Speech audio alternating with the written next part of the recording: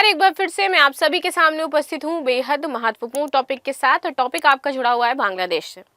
देखिए, बांग्लादेश अभी तक तो बस बुराइयां ही कर रहा था भारत की, लेकिन यहाँ पर एक दुस्साहस जो है बांग्लादेश द्वारा किया गया।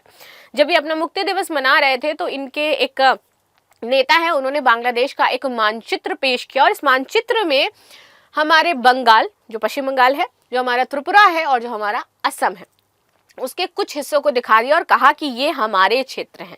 इसके बाद काफी विवाद उत्पन्न हुआ। जब यहाँ पर इनको कहा गया तो फाइनली इन्होंने इस नक्शे को डिलीट किया वहां से, बोला कि ठीक है, हम अपनी गलती को स्वीकार करते हैं। लेकिन ये काम क्यों किया गया? क्या हमारे और बांग्लादेश के बीच में कोई सीमा विवाद चल रहा है काफी लंबे समय से, या हमारी सीमाओं पर क्या कोई झड़प होती रहती है, या हाल ही में कुछ क्षेत्रों को एक्सचेंज किया गया है भारत और बांग्लादेश के बीच में? तो इन सारी चीजों को हम डिटेल में एनालिसिस करने वाले हैं। सो मेरा नाम है प्राची मिश्रा और संस्कृति IAS के इस प्लेटफॉर्म पर आप सभी का स्वागत है। ठीक है, देखेंगे यहाँ पे, देखिए कुछ दिन पहले भारत और बांग्लादेश ने एक समझौता किया था। समझौता इन द सेंस कि उन्होंने अपनी कुछ सीमाएं जो है वो एक्सचेंज करी थी। ठीक है, ये वाला क्षेत्र आप ले लो और ये वाला क्षेत्र हम ले लेते हैं। तो किस क्षेत्र में ये जो सीमाओं की अदला बदली करी गई थी, इसके बारे में भी हम यहाँ पर बात करेंगे। आगे आ जाते हैं। तो यूनिस के सलाहकार हैं, इनके द्वारा ये मैप प्रदर्शित किया गया, नक्शा पोस्ट किया गया, जो कि गलत था। और जब विवाद हुआ इसको लेकर के इनके पास मैसेजेस भेजे गए, इंडियन एम्बेसी की तरफ से गए, काफी विवाद उत्पन्न हुआ। बाद में इन्होंने ये नक्शा इनका डिलीट किया है। ठीक है, आगे आते हैं। बांग्लादेश में मंगलवार को आजादी की आप देखोगे तो 53वीं वर्षगांठ मनाई जा रही थी।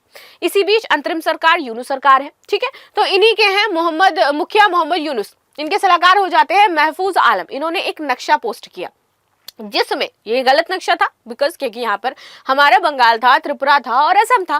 ठीक है, इन्होंने इस हिस्से को इसमें दिखा दिया। इसके बाद विवाद उत्पन्न हो जाता है और फाइनली इनको फिर पोस्ट डिलीट करनी होती है, क्योंकि झुकना तो पड़ेगा ही ना भारत के सामने, वरना जाओगे कहाँ? आपके ऊपर म्यांमार के कुछ क्षेत्रों ने अभी कब्जा कर लिया है। ठीक है, अराकान आर्मी ने। और इसके बाद अगर हमारे साथ भी आपके रिश्ते बिगड़े तो हम आपकी किसी भी तरीके से वैसे सपोर्ट कर भी नहीं पाएंगे, और जो कि आज हम कर भी नहीं रहे हैं। और यही वजह है क्योंकि भारत ने अपना हाथ पीछे खींचा है, इसी वजह से बांग्लादेश को ये सारी चीजें फेस करनी पड़ रही हैं कि उसकी सीमा को यहाँ पर हथिया लिया गया और कब्जा कर लिया गया है। ठीक है, महत्वपूर्ण बिंदु क्या है? तो महफूज आलम ने नक्शा पोस्ट किया। इन्होंने जो नक्शा पोस्ट किया, इस नक्शे को पोस्ट करके इन्होंने नीचे लिखा था कि भारत ने यहूदी बस्ती प्रोग्राम को अपनाया है। बांग्लादेश को भारत पर निर्भरता से आजाद रखने के लिए 1975 के बाद 2024 होना ही था। दोनों घटनाओं के बीच 50 साल का अंतर है, लेकिन हकीकत में कुछ भी नहीं बदला है। अब यही जाने ये कहना क्या चाह रहे थे इस पोस्ट के माध्यम से? हम भूगोल और बसावट में फंसे हुए, इनका ये कहना है। भाई, हमें याद रखना चाहिए कि दक्षिण एशिया में पाकिस्तान सिर्फ मुसलमानों की भूमि और भारत ब्राह्मणवादी हिंदुओं की भूमि है।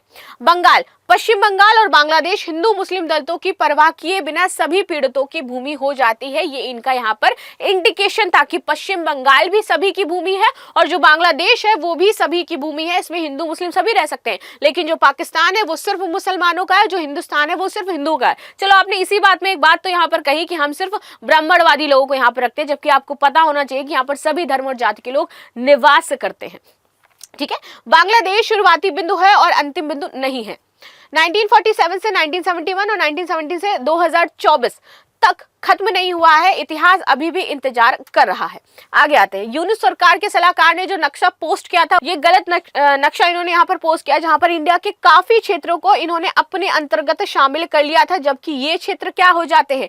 इंडियन क्षेत्र हो जाते हैं। इनका यहाँ से शुरू होता है, बस ये है। और ये जो एक्स्ट्रा आपको दिखाई दे रहा है, ये इंडिया का क्षेत्र इन्होंने अपने नक्शे में दिखा दिया था पूरी तरीके से। देखो, ये वाला, ये हमारा पूरा क्षेत्र, ये बांग्लादेश का हो जाता है, ये हमारा क्षेत्र है। इन्होंने अपने नक्शे में ये वाला क्षेत्र, ये अपने अंतर्गत दिखा दिया था। ठीक है, चलो आगे बात कर लेते हैं। इसी साल हुआ है शेख हसीना का तख्तापलट, हम सभी जानते हैं। 1947 में पूर्वी पाकिस्तान भारत से अलग होकर के नया देश बना था, और फिर उसके बाद पूर्वी पाकिस्तान जो है उससे पश्चिमी पाकिस्तान अलग होता है और नया देश क्या बन जाता है? आपका बांग्लादेश। यानी कि पाकिस्तान दोबारा एक हिस्से में टूट जाता है, लेकिन भारत तब से अखंड है। 1975 में बांग्लादेशी सेना ने पहले राष्ट्रपति शेख मुजीबुर रहमान की हत्या कर दी गई थी और 5 अगस्त 2024 में प्रधानमंत्री शेख हसीना का यहाँ पर तख्तापलट कर दिया गया। यानी कि दोनों ही देशों में अराजकता फैली हुई है। जब तक शेख हसीना थी तब तक तो चीजें ठीक थी, लेकिन पाकिस्तान देखो, वहां पर भी सेना का शासन है और यहाँ पर भी अब कुछ दिनों तक सेना का शासन ही था। आगे आते हैं। देखिए बांग्लादेश, यहाँ पर 4096 किलोमीटर का ये क्षेत्र हो जाता है और ये आपका ये भारत का हो जाता है। पश्चिम बंगाल के साथ यहाँ पर 2217 किलोमीटर की सीमा लगती है। असम के साथ इसकी 262 किलोमीटर की सीमा लगती है। त्रिपुरा के साथ इसकी 856 किलोमीटर की सीमा लगती है। मिजोरम के साथ 318 और मेघालय के साथ इनकी 443 किलोमीटर की सीमा टच करती है। ठीक है, चलो आगे बात करते हैं। 2024 में भारत बांग्लादेश की जमीन की अदला बदली करी थी और ये कौन सी अदला बदली हुई थी इस पर बात करते हैं। तो फिलहाल भारत बांग्लादेश के बीच में कोई बड़ा सीमा विवाद अभी तक नहीं चल रहा और यही मैंने आपको बताया था कि जानेंगे कि क्या कोई हमारा सीमा विवाद भी रहा है। तो अभी बड़ा सीमा विवाद नहीं है, छोटे मोटे रहते हैं बस।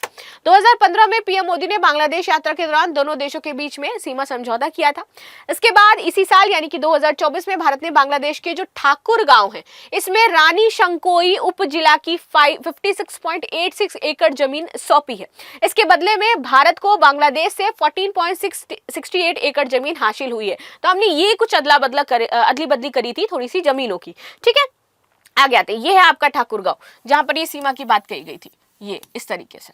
ठीक, चलो आगे बात करते हैं। यहाँ पर बांग्लादेशी नेताओं का भड़काऊ बयानबाजी। तो यहाँ पर हालांकि शेख हसीना का तख्ता पलट होने के बाद लगातार बांग्लादेशी जो नेता हैं वो अलग अलग बयान देते रहते हैं। तो कुछ दिन पहले बांग्लादेश नेशनल पार्टी बीएनपी के नेता हैं रूहुल कबीर रिजवी, इन्होंने बोला था कि अगर भारत हमसे चटगांव मांगता है, ये चर्चा का विषय हमेशा रहता है और स्ट्रेटेजिकली तौर पर चटगांव बहुत इंपॉर्टेंट हो जाता है भारत के लिए। तो भारत अगर हमसे चटगांव मांगता है तो मुझसे पश्चिम बंगाल, बिहार और उड़ीसा वापस ले लेंगे, क्योंकि इनका कहना है कि ये जो बंगाल, बिहार और उड़ीसा है ये बांग्लादेश ने हमें दिया है। मतलब क्या बोलना है बांग्लादेश ये भी भूल जाता है। आगे आते हैं।